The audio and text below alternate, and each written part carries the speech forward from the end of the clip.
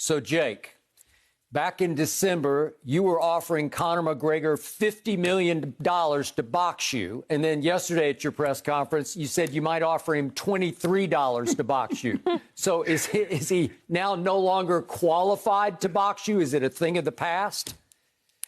Yeah, I mean, we'll see what happens. But, I'm kind of just trolling, half serious, half not. I still think Jake Paul versus Conor McGregor would be one of the biggest pay-per-views in the history of boxing. But look, man, I don't want to fight losers. The guy keeps on losing.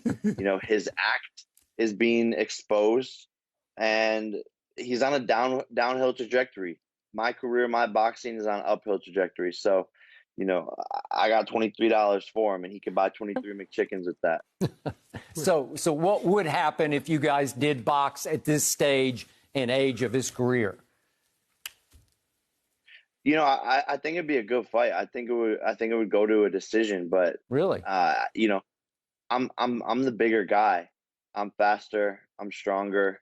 And look, I'm in my athletic prime. I'm more motivated than ever. And he's got the money now. He doesn't have that hunger, that drive that you do when you're still trying to obtain the biggest goals. And so, that would be a good fight. But I would pull off the victory for sure. And by the way, you did have created for you the little miniature sleeping Conor necklace, and now you've given it to Poirier to auction off to charity. What inspired you to have that made in the first place? Look, I just came up with the idea, and I hit up a couple jewelers, and they were like, "Okay, like we can get it done. It's going to cost you $100K," and I was like, "Very, very worth it." I think my chain, it might have been the reason. It's like a little voodoo doll. Yeah. And I was sitting ringside, and he actually was going around the octagon before the fight, and he like stared at me and like tried to like shadow box, and I just pointed at my chain, and then look what happened. So I mean, I don't know. You tell me. Maybe you hexed him. But, Jake, you talk about Conor not having the same desire after making the amount of money that he made, but you're a very successful YouTuber. You do very well.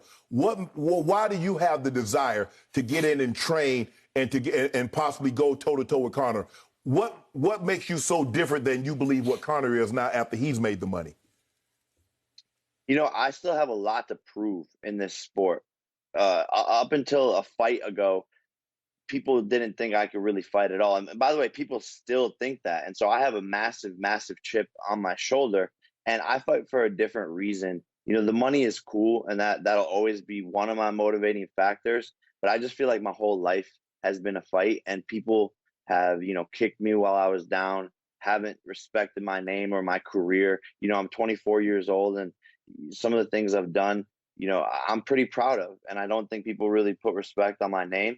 And so I'm fighting to show people who Jake Paul really is, because there's a narrative about me in the media that just really isn't true. And my whole life has been a fight, and I fight for my family and my friends, and we all just have a massive chip on our shoulder, like I said.